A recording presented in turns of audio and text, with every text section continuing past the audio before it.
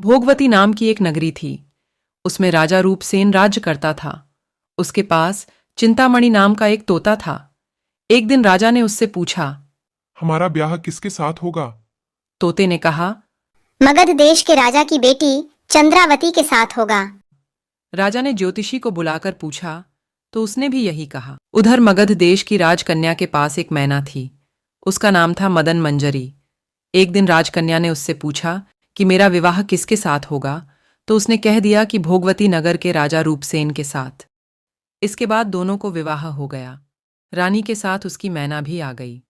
राजा रानी ने तोता मैना का ब्याह करके उन्हें एक पिंजड़े में रख। एक दिन की बात कि तोता मैना में बहस हो गई।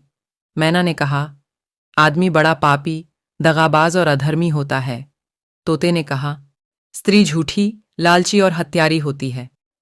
दोनों का झगड़ा बढ़ गया तो राजा ने कहा, क्या बात है, तुम आपस में लड़ते क्यों हो? मैना ने कहा, महाराज, मर्द बड़े बुरे होते हैं। इसके बाद मैना ने एक कहानी सुनाई। इलापुर नगर में महाधन नाम का एक सेठ रहता था। विवाह के बहुत दिनों के बाद उसके घर एक लड़का पैदा हुआ। सेठ ने उसका बड़ी अच्छी तरह से लालन पालन किया, पर लड़का बड़ा होकर जुआ खेलने लगा। इस बीच सेठ मर गया। लड़के ने अपना सारा धन जुए में खो दिया। जब पास में कुछ न बचा तो वह नगर छोड़कर चंद्रपुरी नामक नगरी में जा पहुंचा। वहां हेमगुप्त नाम का साहूकार रहता था। उसके पास जाकर उसने अपने पिता का परिचय दिया और कहा कि मैं जहाज लेकर सौदागरी करने गया था। माल बेचा, धन कमाया, लेकिन लौटते में समुद्र में ऐसा तूफान आया कि जहाज डूब गया और मैं जैसे तैसे बचकर यहां आ गया। उस सेठ की एक लड़की थी, रत्नावती। सेठ को बड़ी खुशी हुई कि घर बैठे इतना अच्छा लड़का मिल गया। उसने उस लड़के को अपने घर में रख लिया और कुछ दिन बाद अपनी लड़की से उसका ब्याह कर दिया। दोनों वहीं रहने लगे। अंत में एक दिन वहां से विदा हुए। सेठ ने बहुत सा धन दिया और एक दासी को उनके साथ भेज दिया। रास्ते में एक जंगल पड़ता था। वहां आकर लड़के ने स्त्री से कहा, यहां बहुत डर है, तुम अपने गहने उतार कर मेरी कमर में बांध दो। लड़की ने ऐसा ही किया। इसके बाद लड़के ने कहारों को धन देकर डोले को वापस करा दिया और दासी को मारकर कुएं में डाल दिया। फिर स्त्री को भी कुएं में पटक कर आगे बढ़ गया। स्त्री रोने लगी। एक मुसाफिर उधर जा रहा था। जंगल में रोने की आवाज सुनकर वह वहां आया, उसे कुएं से निकालकर उसके घर पहुंचा दिया। स्त्री ने घर जाकर माँ बाप से कह दिया कि रास्ते में चोरों ने हमारे गहने छीन लिए और दासी को मारकर मुझे कुएं में ढकेल कर भाग गए। बाप ने उसे ढाढ़स बंधाया और कहा कि तू चिंता मत कर, तेरा स्वामी जीवित होगा और किसी दिन आ जाएगा। फिर वह लड़का जेवर लेकर शहर पहुंचा। उसे तो जुए की लत लगी थी। वह सारे गहने जुए में हार गया। उसकी बुरी हालत हुई तो वह यह बहाना बनाकर कि उसके लड़का हुआ है, फिर अपनी ससुराल चला। वहां पहुंचते ही सबसे पहले उसकी स्त्री मिली। वह बड़ी खुश हुई। उसने पति से कहा, आप कोई चिंता न करें, मैंने यहां आकर दूसरी ही बात कही है। जो कहा था वह उसने बता दिया।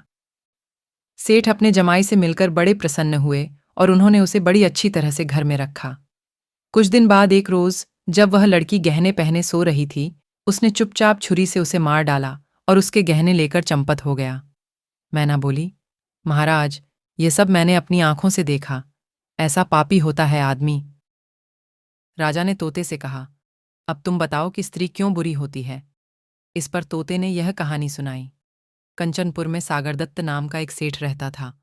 उसके श्रीदत्त नाम का एक लड़का था। वहां से कुछ दूर पर एक और नगर था, श्री विजयपुर। उसमें सोमदत्त नाम का सेठ रहता था। उसकी एक लड़की थी, वह श्रीदत्त को ब्याही थी। ब्याह के बाद श्रीदत्त व्यापार करने परदेस चला गया। 12 बरस हो गए और वह न आया तो जयश्री व्याकुल होने लगी।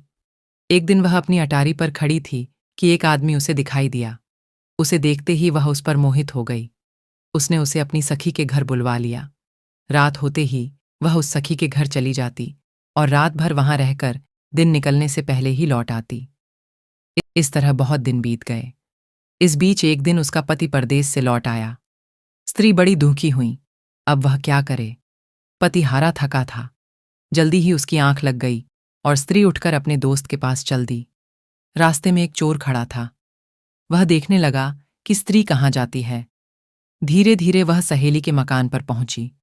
चोर भी पीछे पीछे गया। संयोग से उस आदमी को सांप ने काट लिया था और वह मरा पड़ा था। स्त्री ने समझा सो रहा है। वहीं आंगन में पीपल का एक पेड़ था जिस पर एक पिशाच बैठा यह लीला देख रहा था। उसने उस आदमी के शरीर में प्रवेश करके उस स्त्री की नाक काट ली और अब फिर उस आदमी की देह से निकलकर पेड़ पर जा बैठा। स्त्री रोती हुई अपनी सहेली के पास गई। सहेली ने कहा कि तुम अपने पति के पास जाओ और वहां बैठकर रोने लगो। कोई पूछे तो कह देना कि पति ने नाक काट ली है। उसने ऐसा ही किया। उसका रोना सुनकर लोग इकट्ठे हो गए। आदमी जाग उठा। उसे सारा हाल मालूम हुआ तो वह बड़ा दुखी हुआ। लड़की के बाप ने कोतवाल को खबर दे दी। कोतवाल उन सबको राजा के पास ले गया। लड़की की हालत देखकर राजा को बड़ा गुस्सा आया। उसने कहा, इस आदमी को सूली पर लटका दो। वह चोर वहां खड़ा था। जब उसने देखा कि एक बेकसूर आदमी को सूली पर लटकाया जा रहा है तो उसने राजा के सामने जाकर सब हाल सच सच बता दिया। बोला, अगर मेरी बात का विश्वास न हो तो जाकर देख लीजिए, उस आदमी के मुंह में स्त्री की नाक है। राजा ने दिखवाया तो बात सच निकली।